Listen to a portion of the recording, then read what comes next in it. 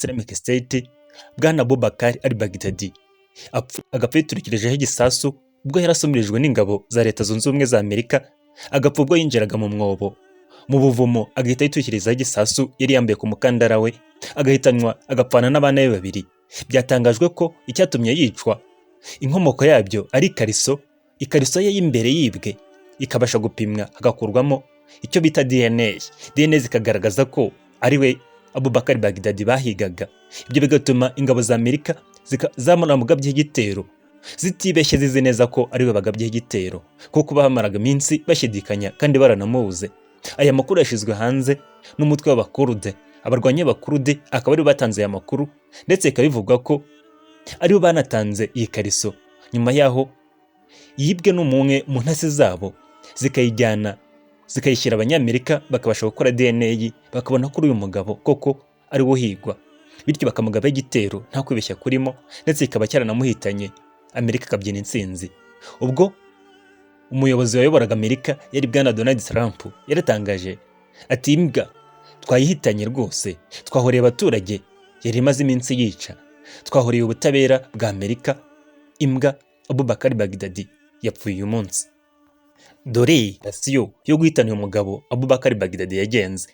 Abarwanyi bo mu bwoko bw'abakurude bo muri Syria batangaje ko iyi kariso ya Boubacar al-Baghdadi yibwe n'intasi yabo byatumye babona ibimenyetso bidashidikanywaho ko uyu mugabo koko ariho, ndetse bamenya n'aho aherereye. Ibyo bikaba byaratumye umugabo igitero cyamuhitanye kigahitana n'umuryango we, kuko byatangajwe n'umuyobozi w'abarwanyi b'abakurude. Yavuze ko maneko yabo yabashije gucengera ikagera aho al-Baghdadi yabaga, ndetse ikabanabona n'uburyo bwo kwiba ikariso ye yambaraga, umwenda w'imbere rwose rawutwara.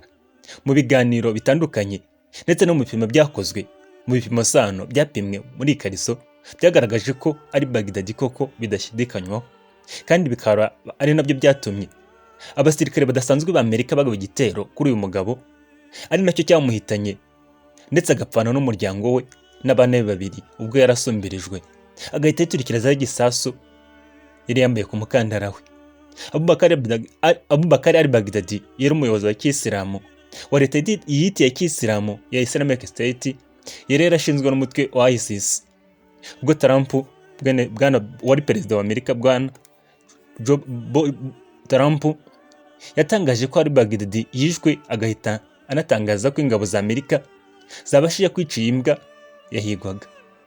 Ati twakoze igikorwa kidashidikanywaho kandi cy'ingenzi cyo kwikiza umwanzi w'igihugu cya Amerika, imbwa Baghdadi, aho yapfiriye mu mwobo irimo gusesera ubwo yari isumirijwe n'igisirikare cya Amerika.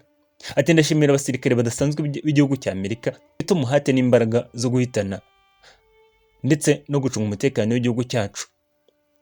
Mu kwezi kwa 10 hagati ya tariki ya 26 na 27 mwaka wa 2019 nibwo Leta Zunze Ubumwe za Amerika zagabye igitero gikaze cyo guhitana uyu muyobozi wa Islamic State bwana Boubacar al-Baghdadi.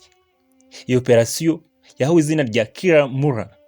Igitero cyabereye mu gihugu cya Syria, aho uyu mugabo yarakambitse, aho ni mu gace kitwa Barish, nk'uko byatangajwe na General Mackenzie, umuyobozi mu gisirikare cya Amerika. Yavuze ko al-Baghdadi yiturikijeho igisasu bwe ubwo apfana n'abana be babiri, ubwo yarasumirijwe n'ingabo za Amerika, agahita yiturikizaho igisasu yari yambaye ku mukandara we. Ibi akaba yarabikoze kugira ngo yitabare, ndetse ntashyirwe mu maboko yabo yitaga abanzi be, ndavuga ingabo za Amerika, kubera ko zari kuzimwica urubozo cyangwa zikanamutoba.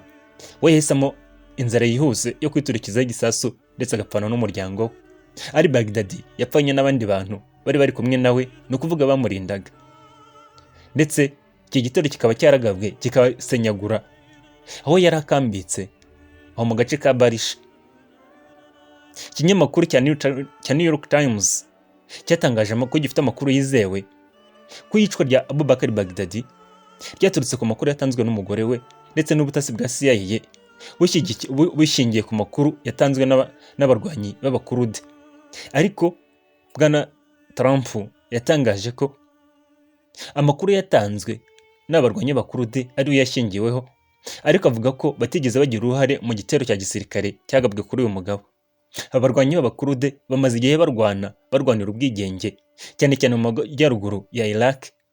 Bakaba ari abarwanyi bazwi cyane bagiye bafashwa n'ibihugu byo mu burengerazuba, ni ukuvuga Abanyamerika n'Abanyaburayi, mu kwivuna umwanzi cyane cyane no guhangana iyi mitwe yitwara kiyisilamu, ikabuza umutekano ndetse ikaba ishingiye no ku butagondwa, ifite n'amategeko y'ubutagondwa yo guhitana abatavuga rumwe nayo, ndetse ikibasira n'ibikorwa bya Amerika n'abandi bantu n'abafatanyabikorwa bayo, ni ukuvuga Abanyaburayi. Aya makuru akaba yaratangajwe hashize igihe kinini umugabo yitabye Imana, ariko ikariso ye ikaba ariyo yamukozeho. Ikariso ye ikaba yaratwaye uturemangingo sano tw'umubiri we, akaba ari natwo twapimye tukagaragaza ko ari we. Ibi rero bikaba byaramugejeje ku rupfu, kubera ko bamugabye igitero badashidikanya ko ari we koko, kandi bikaba rero byaramukozeho kubera ya kariso ye, umwenda w'imbere wibwe n'iyi ntasi y'abarwanyi b'abakurude.